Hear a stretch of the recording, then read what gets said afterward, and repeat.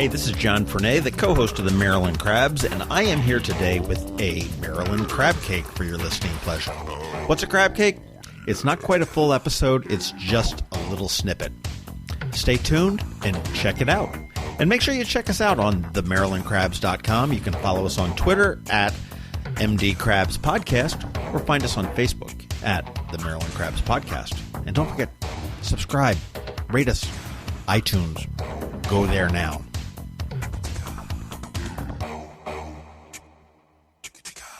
We're over here in Petworth in Washington, D.C., and this is actually, our third episode with the National Cannabis Festival and Caroline Phillips, who is the executive director, founder, chief cleanup, the fairgrounds kind of person at the end and keep everybody in line. Truer than you know.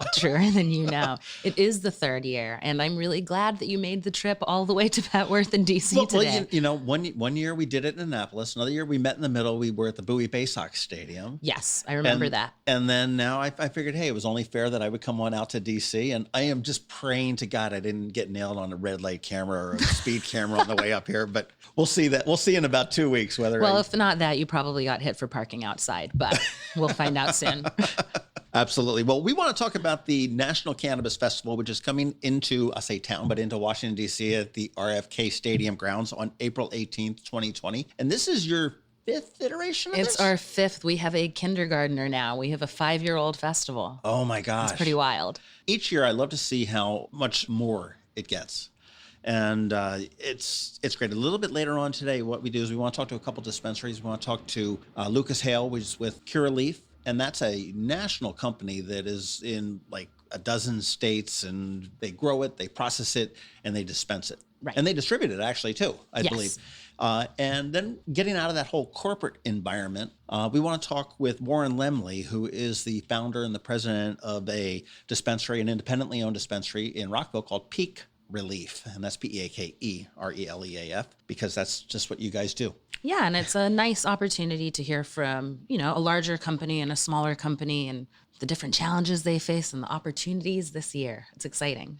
The National Cannabis Festival has grown from a festival into, I almost say it's more advocacy than it is partying. I mean, you got to have a party to get people out there and, and dance and groove and have and everything else. And you do such a wonderful job with that. But in advance of the festival, on Friday the 17th, you've got the Policy Summit, which you've had now for 3 years. This is the third year for the summit, too. Yeah. Well, thank you for that. With the festival, you're right. We are trying to really help people understand what's going on with cannabis laws. But sort of like those old Rock the Vote concerts that MTV used to throw, we know that by having things like music and fun things for people to do, we can get more people in the door to learn how they can be active in their communities to make better laws.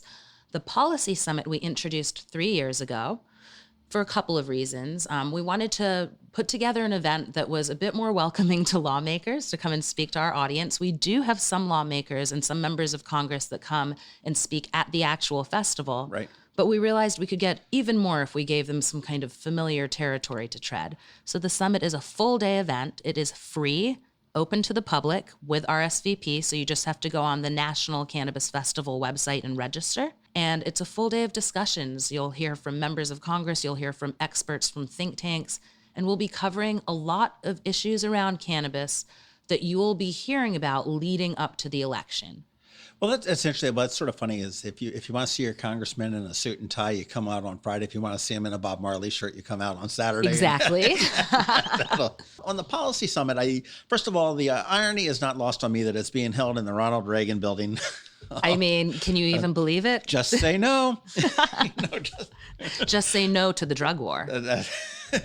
Absolutely. But I was looking at some of the topics that are going to be covered, and they're absolutely fascinating. As you said, they're leading up into the election. And this is a very, very important year for any number of reasons. I mean, you've got a lot of congressmen that are up for re-election. You've got a lot of senators that are up for the re-election. We've got a president that's up for re-election. And it's a conversation that's going to be happening. And it's something that you need to talk to your local congressmen, your local senators, and find out exactly where they stand on it. Because this is, interesting. I mean, one of the topics you're talking about, how it interacts with legalization, immigration reforms. And I mean, this is something that, as I sit here in Maryland, I think, what the hell does cannabis have to do with what's going on Right. down across the border. I mean, so no, this is a really interesting topic to me. This was something that I thought, is this something people will be interested in? But if you think about it, it's similar to what's happening in our cities in the United States. We have police forces out there trying to do their job, which unfortunately right now in many places is still to arrest people for cannabis. Well, if they're arresting that person over there for cannabis, guess what they're missing? Possibly the violent crime happening across the street. So, we're living in interesting times right now.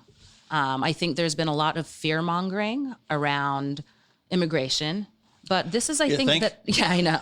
But, I think that for people on both sides of the aisle, like, let's have our Customs and Border Patrol people not looking for cannabis, but let's look for things that really hurt people. Right. Did you find the guy smoking a joint behind someplace, or did you find him beating up a woman? Right. Or another thing that you're talking about is just the level of legalization. I mean, in Maryland, we've got medical marijuana. Correct. In DC, it's pseudo-recreational. Yeah, we have have adult use, and then we have a medical program. And in Virginia, they are starting to have a medical program. And it looks like they very recently decriminalized possession of certain amounts of cannabis. So that is all moving in the right direction. But yeah, for companies operating in this space, it can be a little bit tricky. First of all, for a multi-state operator like Curaleaf, who we'll be talking to later, in no two states do they have the same rules of operation for their dispensaries. I can't imagine the headaches that are associated just with. nuts, yeah.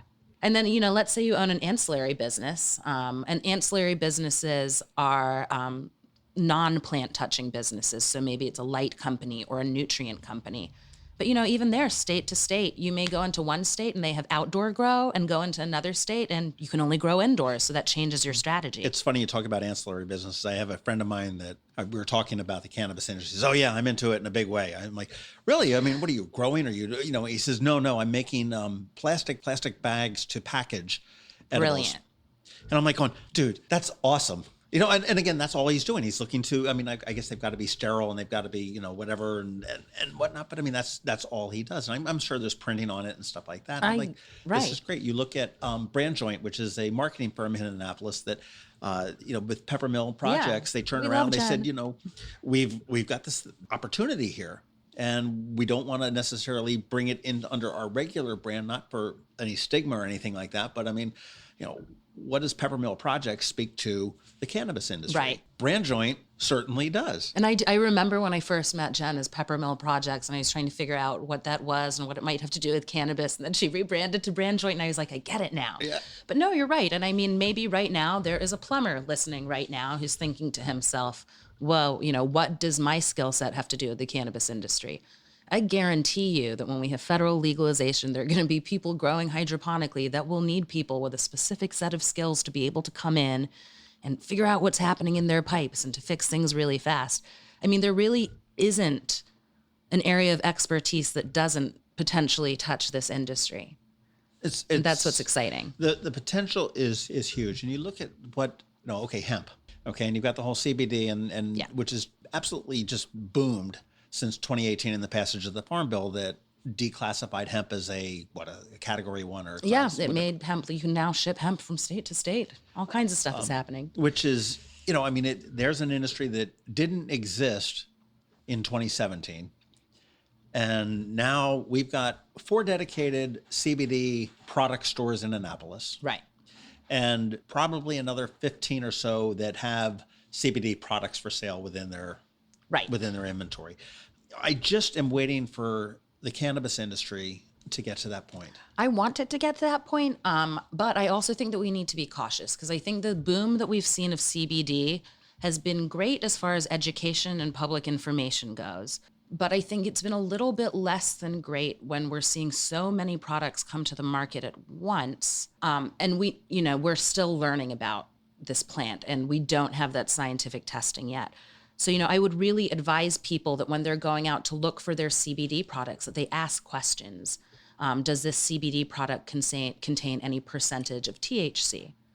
Some do, and there's some people out there who believe that for CBD to truly work, it needs to have a little bit of THC. But really go, ask questions. Ask if the CBD that you're looking to buy is hemp-derived or THC-derived.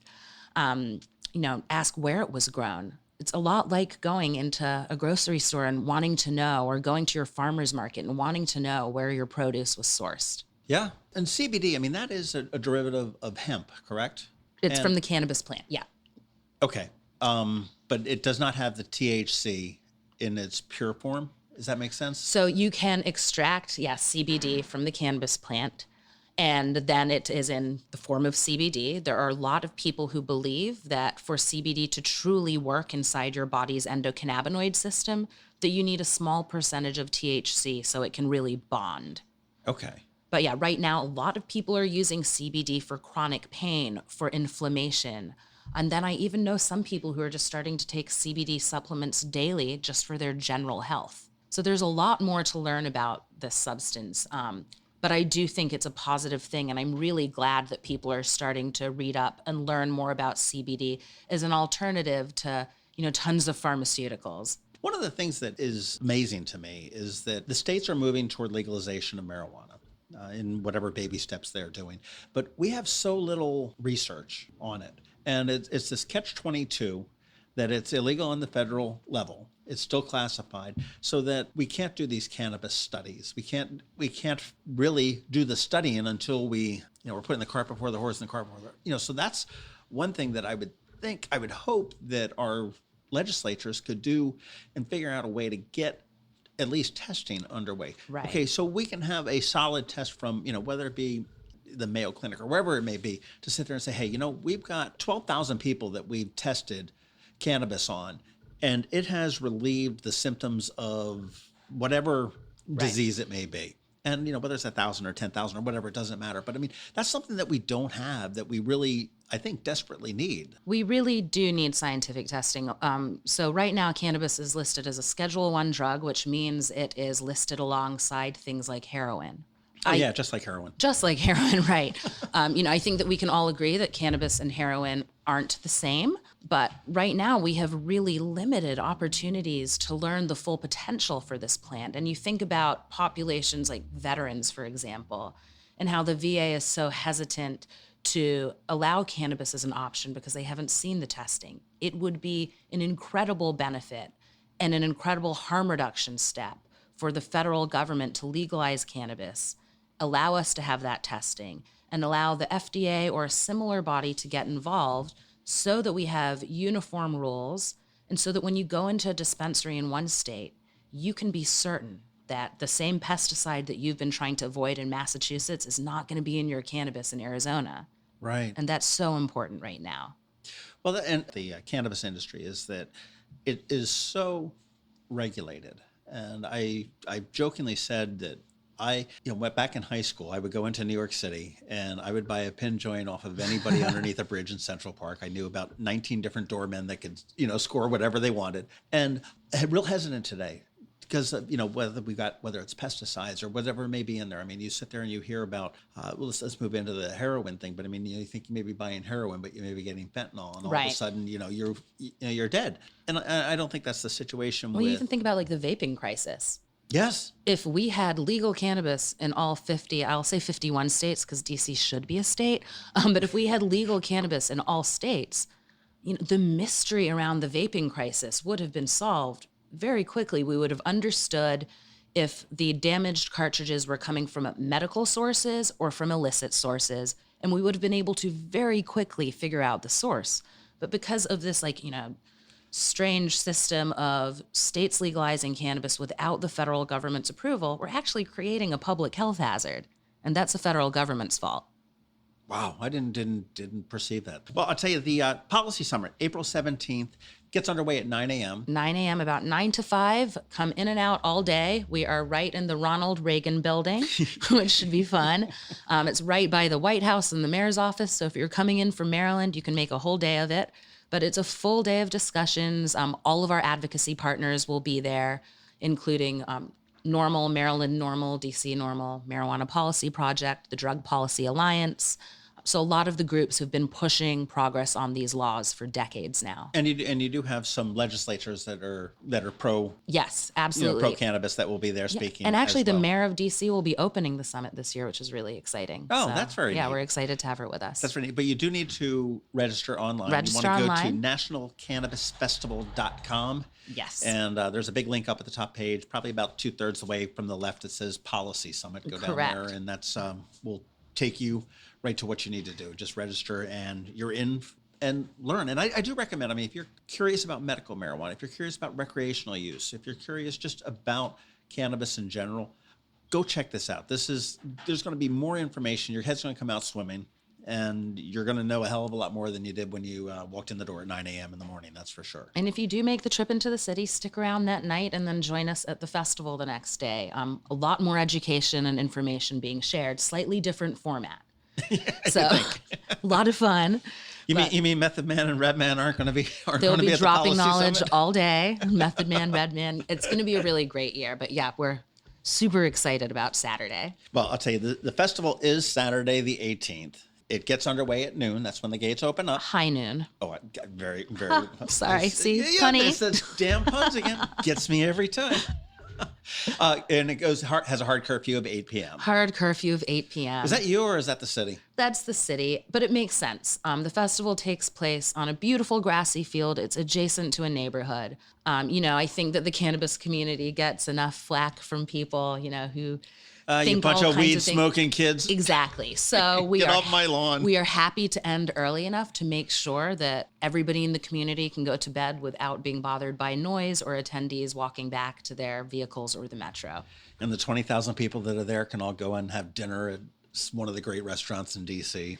I like to think that DC restaurants see a serious spike around 8 p.m. on the Saturday that the festival takes place. You should look into that. I should. I think I'm going to pull a few this year. Absolutely. Well, let's talk a little bit about the festival. Okay, Yeah. we talked. It's the 18th. It gets underway at noon, high noon. Pardon me. Yes. As with any festival, it's got music. Yes. You've got Method Man and Red Man. Red Man. We have Young MA, who's really, really becoming a big deal right now. We have Anti-Ballas. We have Backyard coming back for the 5th straight year. They're sort of, I like to think, our house go-go band. And go-go just became the official music of saw DC that. like I yesterday. saw that. Yeah, so we're stoked to be celebrating DC's official music again. So lots of great local bands also in the music lineup. And the music goes all day from the time the gates open until the time the gates close. So you can set up your lawn chair and just hang out all day. But if you're looking for other things, we also have 4 educational pavilions this year. And the pavilions are really good. This is for the. I don't know about this whole cannabis, marijuana, weed stuff. Let me go check it out. Right. So you can walk into the policy pavilion and hear a lot of the same topics you might have heard at the summit, but as explained by activists from our community and experts from the community. We have a culture pavilion where we will be doing things all day. There's going to be a cannabis comedy show. There might even be a puff and paint class. We also have a wellness pavilion where folks can go and hear from dispensary owners, like the folks we'll be talking to later today, learning about the actual process for opening a dispensary and what the day-to-day operations are like.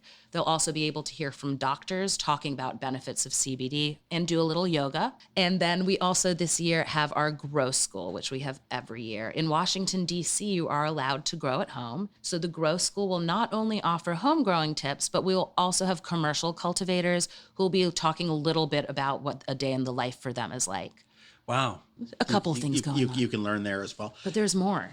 Okay, go ahead. We have a seniors lounge this year for our 65 and older guests. I'm going to say that I'm not qualified to go in there yet, and I'm proud of that right now. Well, I did get my AARP was not card. saying that because I thought you were. I got my AARP card because I got cheaper car insurance. That's kind of awesome then, right? I you held have to off, take advantage right now. I held off for a long time, and then finally they said, you can save like 30% on your auto insurance. I said, okay. Well, we noticed, we'd see online some of our older fans saying, I don't know if this festival is for me. But it is. We have people of all age groups every year, and putting together the senior lounge was sort of our way to signal there is a space for you here. So that space will have refreshments and snacks for free. There will be places to sit down, and hopefully you can network and meet some folks if that's your kind of thing. We also have our Veterans Lounge again this year. And that's a wonderful thing that you did. I mean, the veterans all have a whole different ball of wax. I mean, we've got so many that are coming back with PTSD, and they've got all sorts of issues. I mean, let's not even touch on the medical issues that our veterans have been suffering from for years and years and years because of, I'm going to get off on a rant, but on the neglect of our government not to provide these guys and gals what they need. And the idea that they might lose benefits because they choose to use a different medicine it's just nuts. It's abhorrent. It's abhorrent. But the Veterans Tent is a place for veterans to be able to go in. Also, free refreshments and snacks, a place to sit down. Last year, we had social workers in the space who were there to just talk if anybody needed to talk or was overwhelmed by the noise.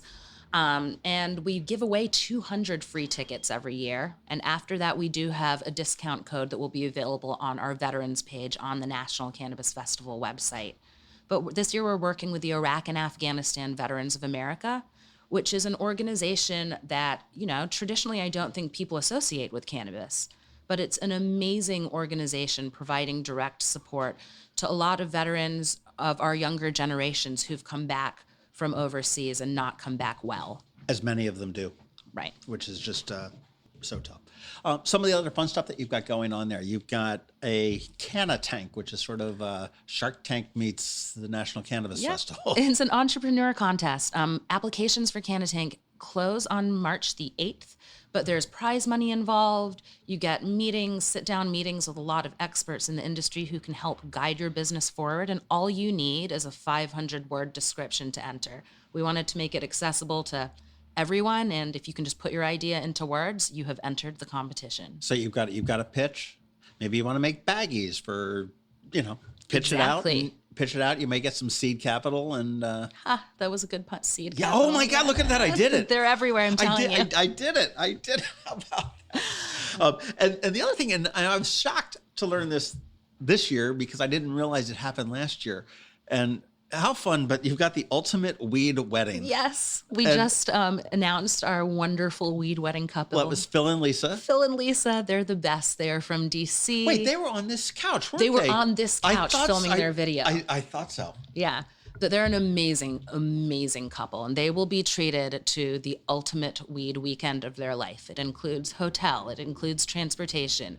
They will have their own tented area to hang out with their wedding party, and then we'll get married on the main stage. Right before Method Man and Rev Man, I'm wondering, maybe they'll be groomsmen. We'll see. But it's going to be great, and this couple is wonderful. And they get 10 free tickets for their wedding party and stuff like that to come in too. So it's the real VIP section, real VIPs. Yes, super VIPs. That is great. That'll be a lot of fun to watch and. It's really fun. It's been a great way to get to know some of the cannabis love stories in our community. This is the second year you're doing this now, right? Second year of Ultimate Weed Wedding, yeah. Okay, because I remember when we first talked about it a couple months ago, you said, oh yeah, and the Ultimate Weed Wedding. I'm like, well, back up. Okay, what the hell was that? And it was like, oh my gosh, that's so fun. Well, then the other new thing that we introduced, because every year we have to, see how much more we can fit into the program, but we are kicking off the National Cannabis Festival Cypher Series, and that is going to be a hip-hop tournament style cypher series that takes place once a week in March leading up to the festival. At each of these cypher tournaments, where people will have these battle rounds to see who the highest MC in the DMV is, we will select 3 winners who will advance to the final rounds at National Cannabis Festival. Then at NCF on 4/18, we will have a final battle round to crown the highest MC in the DMV. Man, there's a lot going on. There is a lot going on. It's its own little world. A lot of puns and a lot of acronyms. There's so many puns, so many.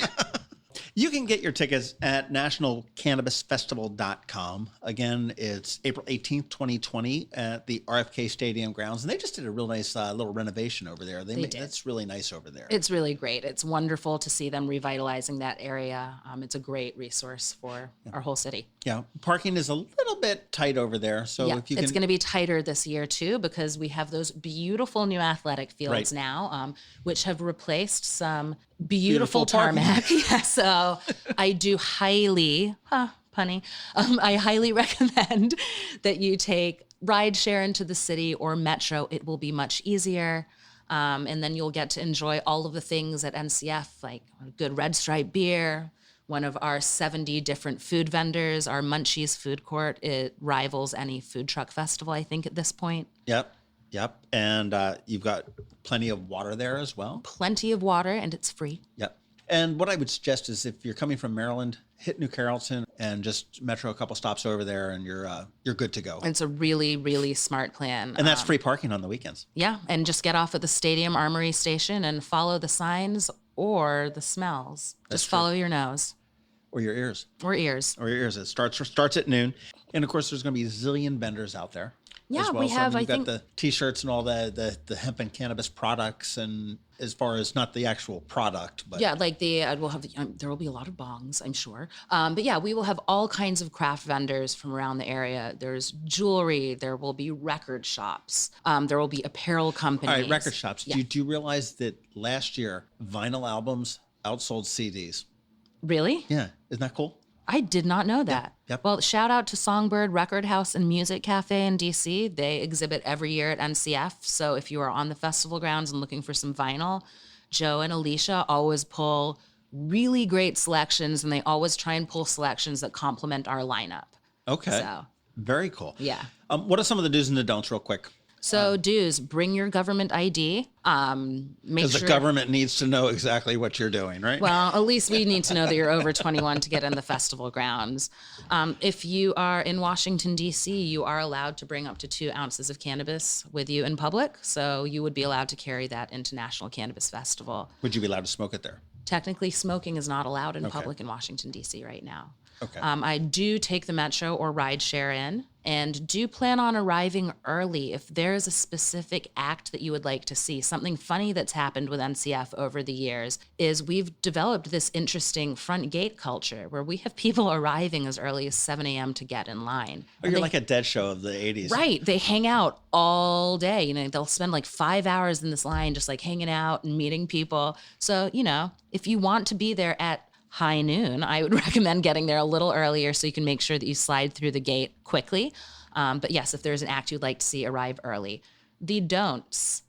Don't bring a bad attitude. NCF is one of the happiest events Probably that the I've biggest ever rule. attended. Exactly. So only good attitudes allowed at NCF. We are a diverse space for all people coming from all places, and we want everybody to feel comfortable at the festival. I would say another do is if you are not in our early entry line to get a tote bag, I would highly recommend bringing a bag.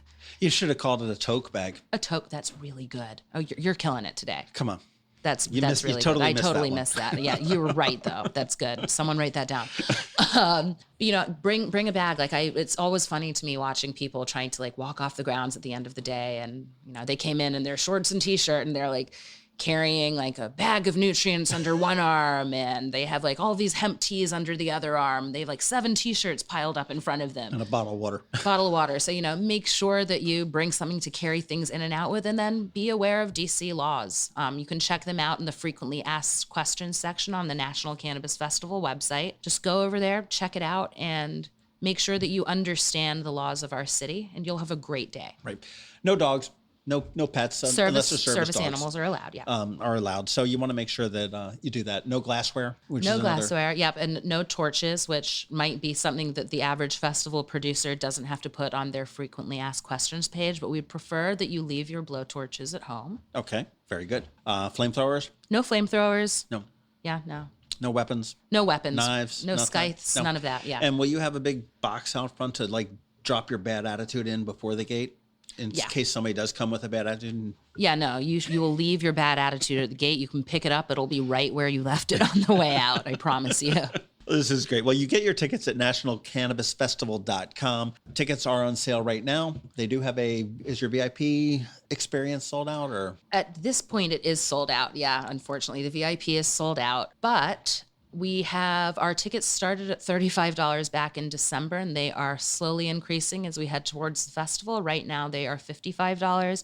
I would suggest grabbing them before April 1st so that you don't have to deal with any kind of a price increase, and you can save your pennies for all of the food and fun at the festival. Okay. And just procedurally, I guess the tickets, you can have them right on your phone. You don't need a paper thing to bring to the festival. Correct. Yeah. You just get scanned at the gate and walk right in.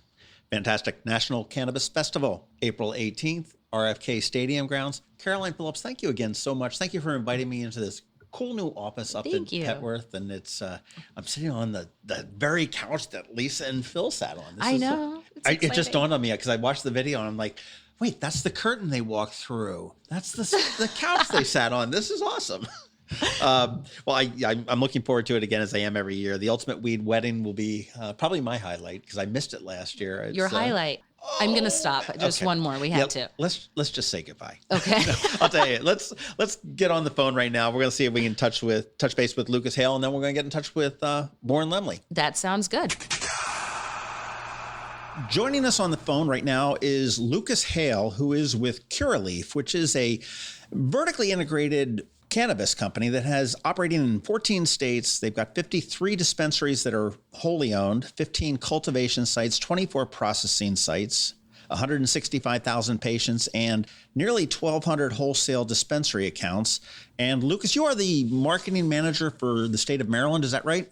Correct. We're talking to a couple different dispensaries, but what exactly does Curaleaf do? I mean, you've got 4 right here in Maryland, 4, I guess they're wholly owned dispensaries. But what is your role in the medical marijuana industry in Maryland? So Curaleaf in Maryland, we strive to be part of the communities that we put our dispensaries in and our operations. And we don't just want to come in as a company and just be here to provide to patients. We want to provide to the communities we're in. So we work with local law enforcement, local government when we come into the communities to help ensure that we're going to be a great addition to the community. We want them to know that we have the proper security on staff to make sure that everyone feels safe when they're coming to our dispensaries, and that our additions to the community is a safe addition to the community. We as an organization work with local charities and local organizations to give back to the communities that we're in, because we believe that we're more than just a company selling cannabis. We are a company to bring light to the cannabis industry and really provide a better experience for everyone involved. So we really want to just show people that we are here for the communities that we belong to. I mean, we have done donation drives for different organizations within the state of Maryland. We've done school collection drives to collect school supplies for schools in our communities. We do community cleanups to make sure that our communities are clean. And we have also worked with the American Cancer Society to raise funds for the Central Maryland chapter of Making Strides for breast cancer. So I'll tell you mentioned about shining a light on cannabis. And I mean, certainly Caroline's organization with the National Cannabis Festival is on the 18th at RFK Stadium grounds. It's true. Is doing such a great job with, as well as the policy summit that's going to happen on Friday the 17th. One of the things that I find, and we're based in Annapolis, Maryland, and what we found was that a lot of the politicians are, I'm not even going to apologize for this, are just plain ignorant when it comes to cannabis or medical marijuana, whatever you want to call it. I mean, obviously in Maryland right now, we're not in a recreational use. Did you find it hard to integrate into the communities? I mean, we've got one alderman who is absolutely convinced that this cannabis dispensary that's opening up is just going to be the place where all of the druggies and all of the miscreants of society go to hang out. And I know for a fact that that's not the truth. But did you guys have a tough time when you opened up? Because, I mean, it is a new industry. I don't think we had a tough time. We really, as I said, we really like to work with the local governments that we are and local law enforcement of the communities that we're going into, just so that we can ensure that we're there to provide medical cannabis to patients and patients only. We do our best to continue to work with them. We work with the local Chamber of Commerce's to introduce ourselves to organizations around us so that they know that we're a trustworthy source where patients can come to get their medicine and be in a safe environment when doing so. So I don't think we've had a tough time with that. I think it's just working with those organizations to make sure that they know we're joining the communities for the right reasons. Well, and certainly I know in Maryland it's very heavily regulated, as it is pretty much everywhere. So, I mean, there's very little room for the I want to say error, or for, the miscreants and the fears that some people have to materialize there. What is the typical experience of somebody that's coming into one of your dispensaries here in Maryland? I mean, who is your customer and what is their experience when they come in? So in Maryland, Curaleaf has a wide array of customers. We serve customers who have caregivers who come in for them. We have parents who come in for their children that use medical cannabis for their ailments. And we strive at Curaleaf to just make sure every patient that visits our dispensary gets the same experience. We take a hands-on approach where patients get to interact with our staff, ask questions, gain knowledge, and hopefully leave our dispensaries with the products that they're looking for. We extensively train our bud tenders to have the proper knowledge when it comes to the Maryland Medical Cannabis Program, as well as provide continuous cannabis and product education so they can answer questions our patients might have. I mean, it's important that patients are able to ask the questions and feel like they're able to ask them without judgment or concern. It's supposed to be a safe place where patients can come to get medicine, and we strive to do that at Curaleaf. And I think that's what's so interesting about the cannabis industry, and especially, in DC, Maryland right now. These businesses aren't just being asked to open doors to do business. They're providing education, information. I'm sure, Lucas, that some of your bud tenders have relationships with a lot of the customers that come in. So this is, really is when Lucas is talking about Curaleaf really being part of the community as a dispensary, because you're serving patients, helping caregivers, helping parents, it is true. You have to get in there and really be part of the community. Well, I sort of see it as a cross between a doctor and a pharmacy and a pharmacist, right, that knows exactly what's going on. I know that there is a dispensary in Edgewater, Maryland, that is constantly having a family day, and it's sort of like a festival type of a thing. And obviously that's a market. Let's be real. It's a marketing ploy to get people there and everything else, but as well. But I mean, it is a family event. And one thing which I think is really neat is because they have an extra large parking lot, which they don't have this rush of people coming in. Right. They loan that out to a community farmers market that sits there and they're selling, not bananas. That's such a cool idea, though. We're not in that. What a great way to get into the community that way. Yeah. But and that's 3 days a week. There's a farmers market there, and it's not a big one, but it's they've got people that are selling from the farms and the vegetables, and they've got meats and baked goods and stuff like that, which I thought is just really very cool. Also very strategic, selling all of that food in front of a dispensary. Not a bad idea. I know that for some of the dispensaries that I visit and the managers that I talk to, and I bet this might be true for you, Lucas, some of their older patients. There's a story about this one veteran that goes in to one of the DC dispensaries, and she goes in every single day.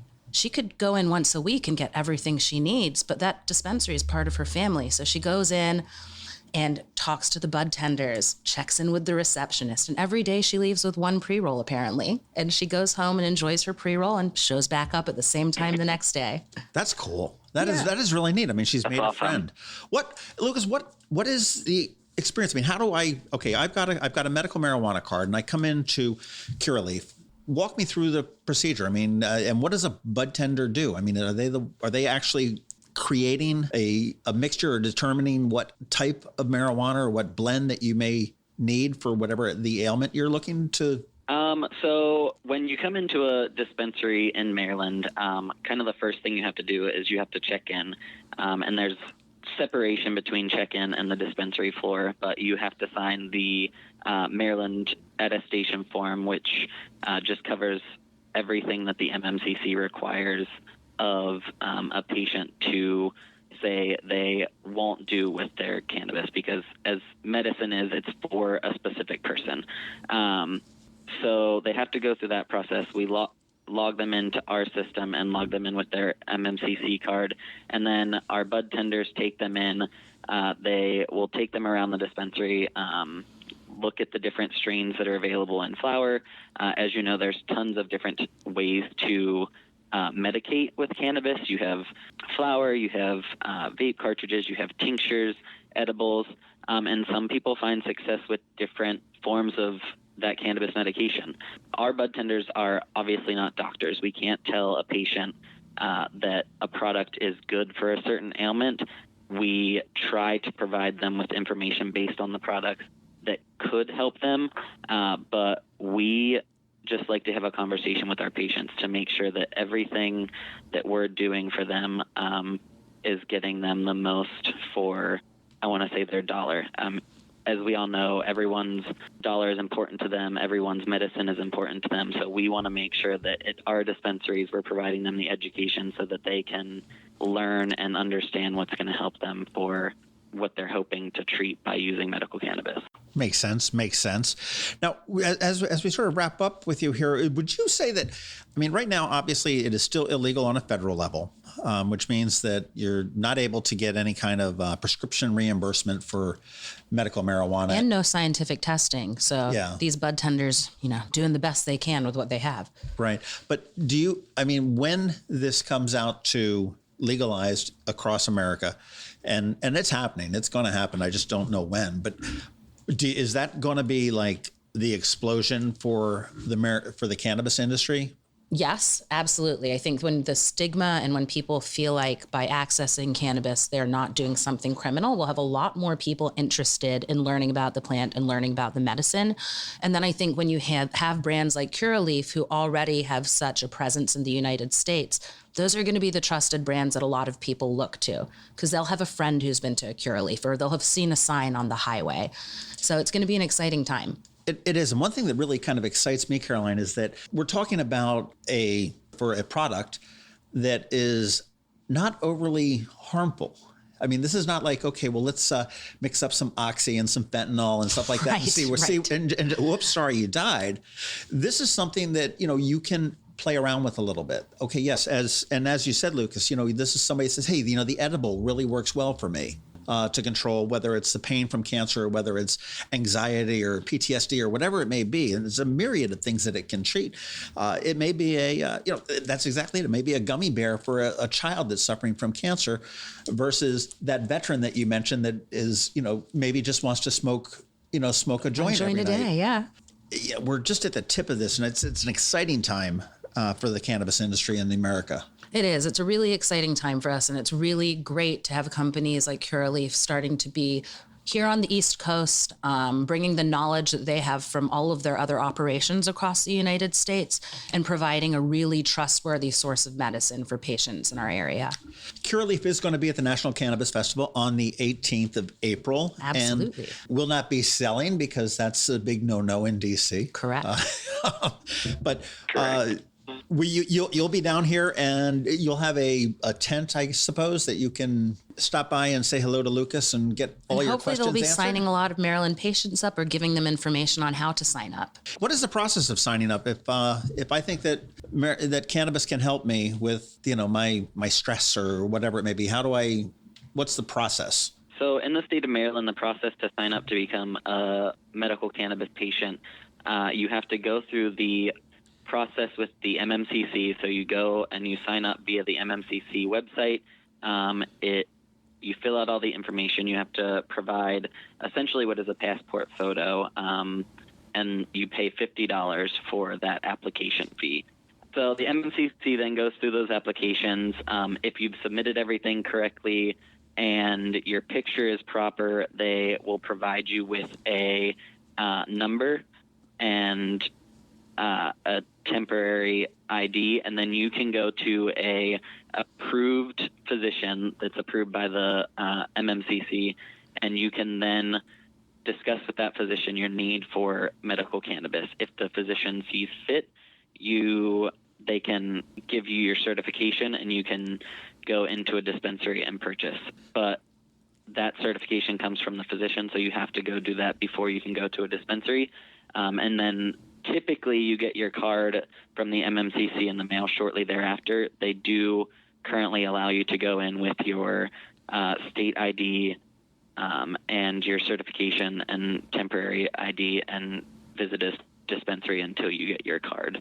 I think that's a great way to do it because, it does really sort of establish Curaleaf as a member of the community, as a viable business. No, you're not hanging out behind the corner of the, of the local drugstore saying, hey, look what I got. Now, where exactly are your 4 locations in Maryland? So we have a location in Reisterstown, Maryland. We have 2 in Gaithersburg, Maryland. And then we have 1 in Tacoma Park. So the best way to check you guys out is at your website, which is mdcuraleaf.com, right? md.curaleaf.com. And that is Curaleaf. just in case it doesn't come Correct. through when we say it. Lucas Hale, thank you very much for your time this morning. I look forward to meeting you on the 18th at the National Cannabis Festival. Or maybe at one of the locations. Same to you. That is true. Have a great day. Very true.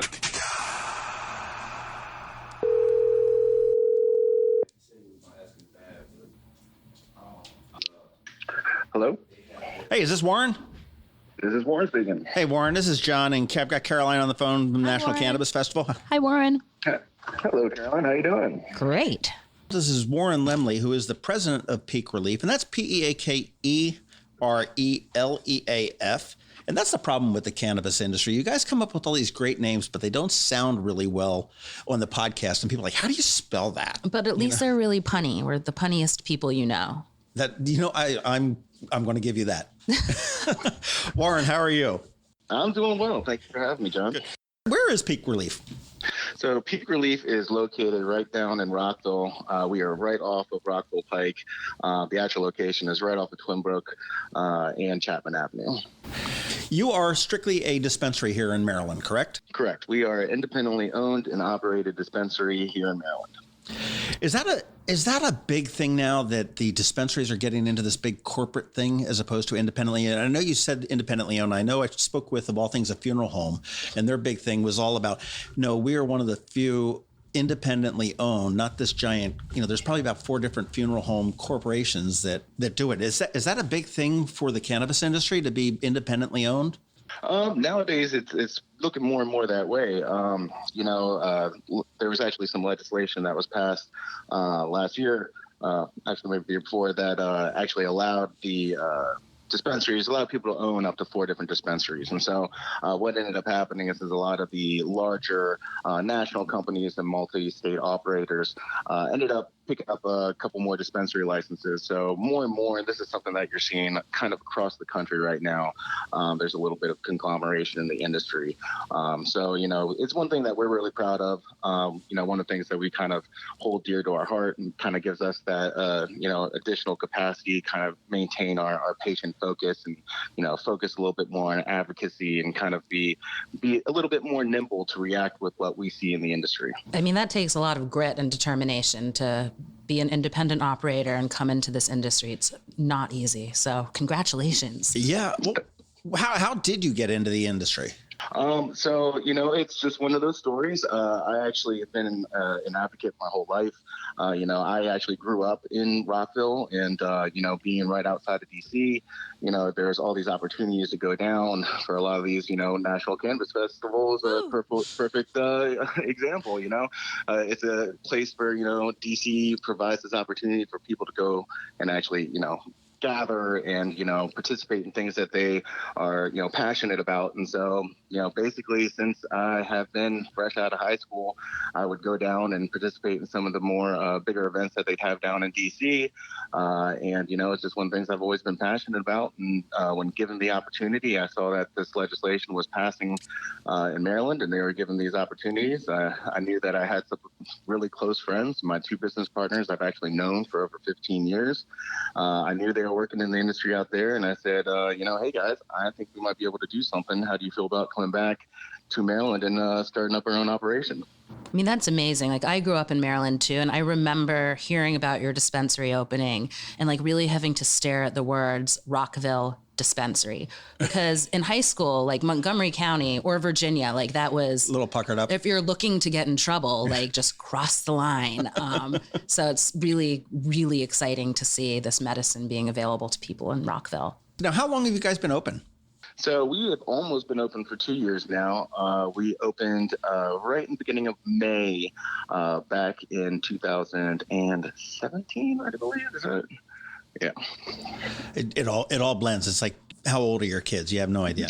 No, trust me. Actually, no. I think I actually moved in 2018. Now I'm thinking about it. I mean, it gets a little bit more complicated because you got to keep in mind that the application process, we applied, I think, back in, it's like 2016, 2015. I think we started on this. So it's been a really long journey, back when the first applications were submitted. And then, the state notoriously took a really long time to actually sort through all the different applications and actually award the licenses. So, it's been a labor of love, and we kind of had this mantra around here that was kind of like hurry up and wait.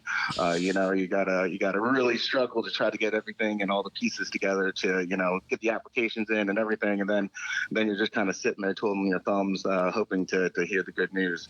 So we applied in October, and then we didn't actually end up finding out that we got the license until December of the next year. Wow, has that hangover worn off yet? That process. Well, it's one of those things where I am it's not lost on me that it's amazing that I get to participate in something that I love and really get to have a hand in affecting the community and bringing people a better quality of life and really providing the patient experience that we want people to have. That was something that was infinitely important to me and my two other business partners, because we wanted to create the medical cannabis dispensary that we would want to come visit. And it's a really unique opportunity to kind of build this culture of what we want Peake Releaf to be. And luckily enough, it's been something that's resonated really well with our local patient base. And, it's one thing that we're really proud of. It's funny, you mentioned that being part of the community, and when we spoke with Lucas Hale from Curaleaf, I mean, he said that was also a big thing, that, you can't come into a community and just hang a shingle out, wait 3 years, and then say, hey, we're selling cannabis. And you really got to be a part of that. And it sounds like you've got the passion for the industry and the passion for the community as well. Yeah, I mean, that's one thing that we're really actually proud of. It's not been lost on us, that love of advocacy is not something that we've actually stopped. We've actually really stepped up our game. We participated. We were actually recently a sponsor for the Maryland Cannabis Policy Conference, actually down in Annapolis.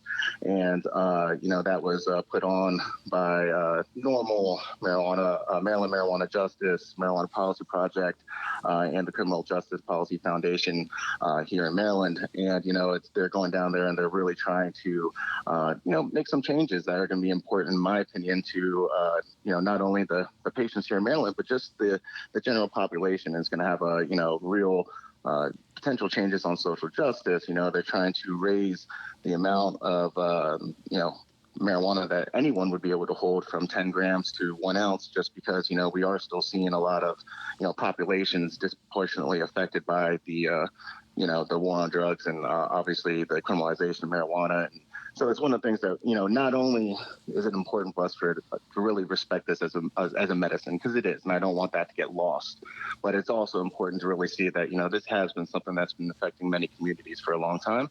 And that's something that I personally really want to see change. Well, that's a really important point too. I mean, I think that when you're reading Forbes or whatever headline in the news and you hear about people making money hand over fist in the cannabis industry, something that we've tried to do through National Cannabis Festival is create a platform for businesses to be reminded that we have to keep supporting advocacy events and advocacy organizations.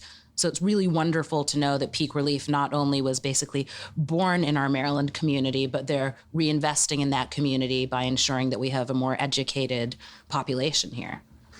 Yeah, I mean, the education is so critical, though, and there's just so many people with and you call it a stigma. I don't know whether it's a stigma, but I tend to think it's more ignorance than. It's like reprogramming. I mean, I grew up in, dare to keep kids off drugs, and cannabis is your first step into a life of who knows what.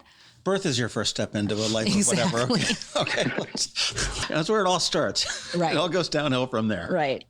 But yeah, no, I mean, I love that all of the dispensaries that have opened up that I've seen in Maryland have jumped into the community, that are not just there to sell drugs, this evil right. thing. I mean, and you have consistently referred to this, Warren, as, get the medicine that these people need and the help that these people need, which is laudable and exactly what's happening here. Yeah, no, I was just, it's a very interesting perspective, being in the dispensary and actually seeing the patients that come in and hearing their stories. Because it's, obviously this is a medicine that, really affects people's lives and gives them a better quality of life. But so so more often do I find these bigger parts of the story that, it might be a husband that's, been suffering from chronic pain for a long time, and they've been having to utilize opioids to be able to kind of combat their chronic pain. And they come in and they tell me these stories of, hey, this medical cannabis has been so great to me in treating my pain, and it's made my quality of life so much better. But they also have these stories where they say, not only that, my wife likes me again.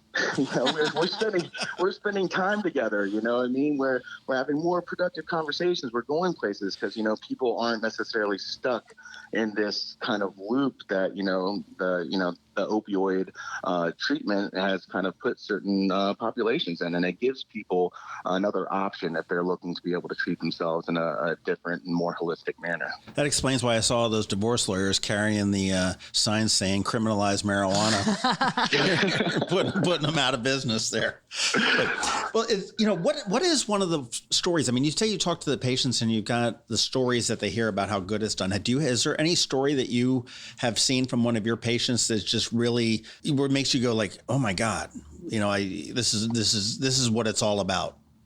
Well, one of the most powerful stories that I just heard recently is actually when I was in Annapolis for the conference that I just spoke about.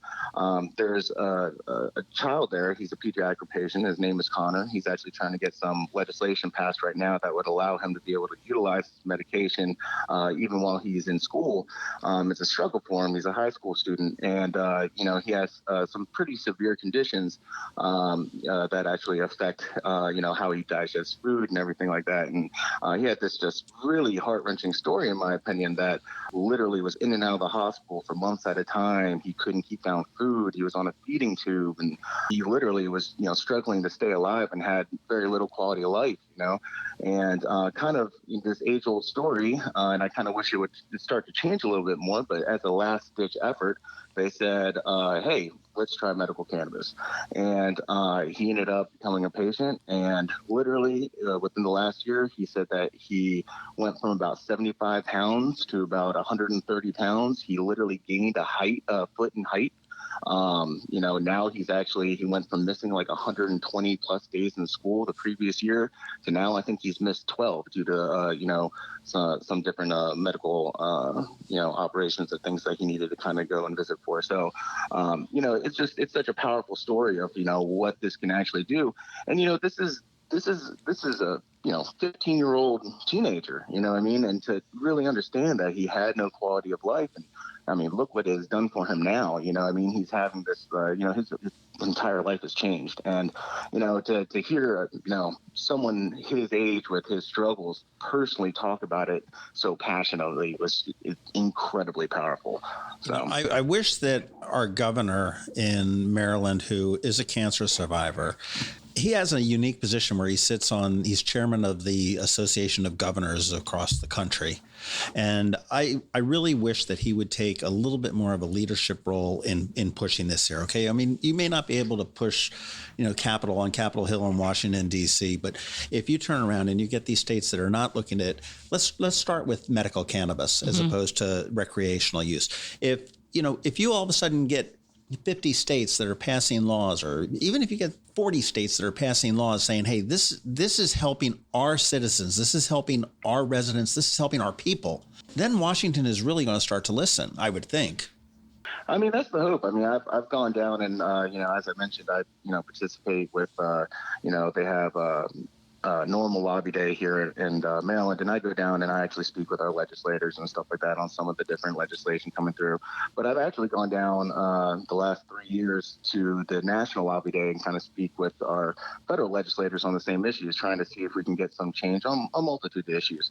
Sadly, as we all know, there's still a lot of obstacles that people like to kind of fall back on. They try to say, hey, there's not enough research, we need to have more, but then we have these obstacles that it being a Schedule I drug, and all these different things that prevent people from actually conducting the research that are going to be making these legislators more comfortable. So luckily, we're seeing a little bit more research being done these days. They've started to kind of take down some of these obstacles, but it can be. It's just you got to keep working at it. You can't get disheartened about the struggles and the obstacles. You just got to kind of keep pushing through, and hope that we can kind of guide this the whole topic, this industry, into a better direction. Well, I've got to say, it's only up from here. I mean, we've come from a situation where I'll cite Baltimore City as, any kid that's caught with a joint is doing jail time. Right. And unfortunately, if it's any black kid with a joint, he's probably doing much Double more the jail time. Yeah. And we're getting it. I mean, we've got a state's attorney in Baltimore that's vacating these judgments and doing that. And you've got, I mean, the old way of looking at this really ruined a generation. To be able to do this. I mean, you get these people aren't able to get jobs because they've got this record. People look at them and can't vote. This is just, they're so far reaching and it's so much. The time is now to change it. Absolutely. No, yeah, I agree, Ed. I'm glad you brought that up because, one of the big topics when we were down there in Annapolis was they have a bill right now that's going to be calling for the automatic expungement of simple marijuana possession. And I think that, that's important because, even though there might be expungement opportunities, certain people don't go out and take advantage of those, but if it's something that we can actually pass that makes these expungements become automatic, then all of a sudden these people, don't have to worry about listing that they have a prior conviction when they're trying to get a job or they're trying to find housing or they're trying to get into a school. I mean, the amount that can impact, someone's life throughout their longevity is just, it's amazing. And I think that's also why it's important for us to really try to see what we can do as an industry to really provide opportunities to these different communities that might have been disproportionately affected.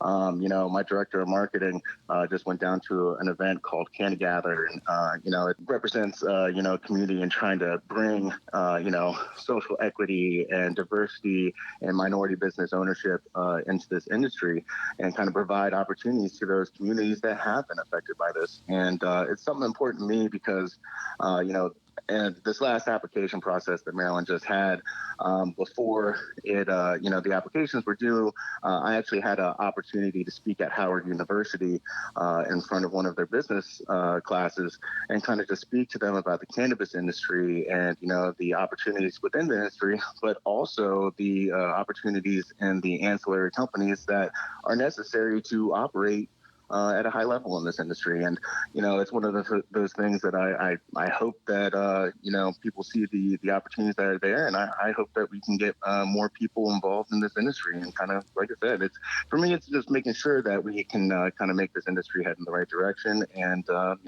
I'm hoping to be able to be a small part in that. Well, I think you've been more than a small part. I think you've been a pretty large voice, certainly in Annapolis. On the phone with us is Warren Lemley, who is the president and CEO and founder of Peake Releaf in Rockville. He went out to Colorado and he did come back to Rockville. Take that, REM. And your website is PeakeReleaf.com, correct? Correct. Okay, so it's Peake with an E on the end of it and Releaf like you're redoing the leaf. Correct. Yeah, this leaf can bring a lot of relief, and as Caroline so graciously put in there earlier, we can't help but be a little punny from time to time in this industry. So, Fantastic. Well, you're going to be down here for the National Cannabis Festival on April 18th down at RFK. Yep, we'll be having a table and booth. We'll be there. We'll be answering questions, handing out some swag and things of that nature, and talking to the people about cannabis. And one thing that's really important to us is to really look at the history. And it's I don't want cannabis culture to get lost in this either. So that's an important aspect of this. And so I'm happy that National Cannabis Festival is given the opportunity for this kind of DMV event to have everyone kind of pull together and kind of show their love and appreciation of cannabis. And don't get me wrong, kind of my old high school days. I'm pretty excited to see Method Man and Redman and Andy Ballas as well. But, that's just an added perk.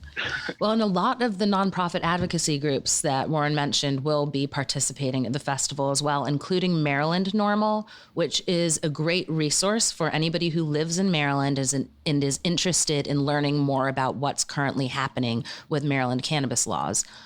So definitely check out Maryland Normal and obviously come and visit Peake Releaf at NCF. Warren Lemley, thank you very much for your time this morning. All right. Thank you, John. I appreciate it.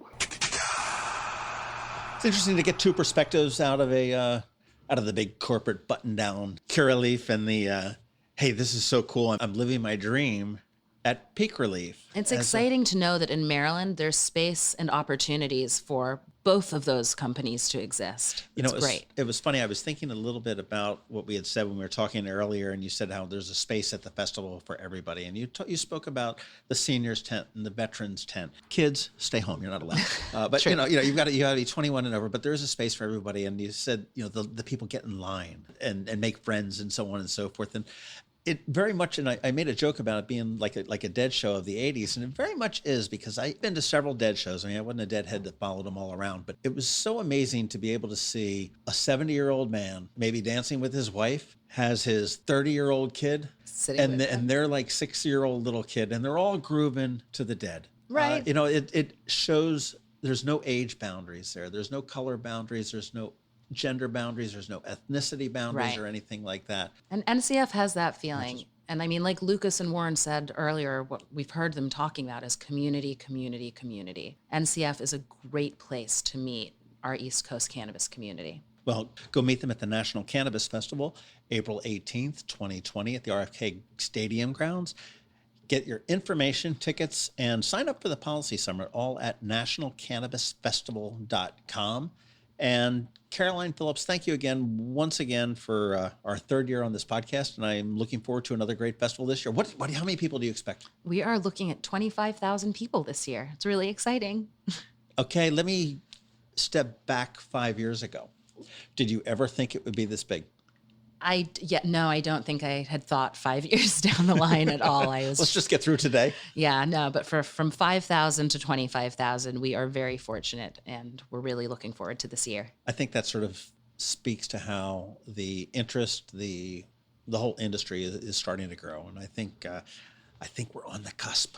We are. Who knows what we'll be talking about when we meet next year? All right, nationalcannabisfestival.com. Thanks, Caroline. Thank you. This has been the Maryland Crabs Podcast with Tim Hamilton and John Fernay. Sure to follow them in all the regular places, Facebook, Twitter, YouTube, and online at themarylandcrabs.com. Take a moment to rate us on iTunes. Now, get the hell out of my kitchen. Seriously, go! You're still here? It's over. Go home.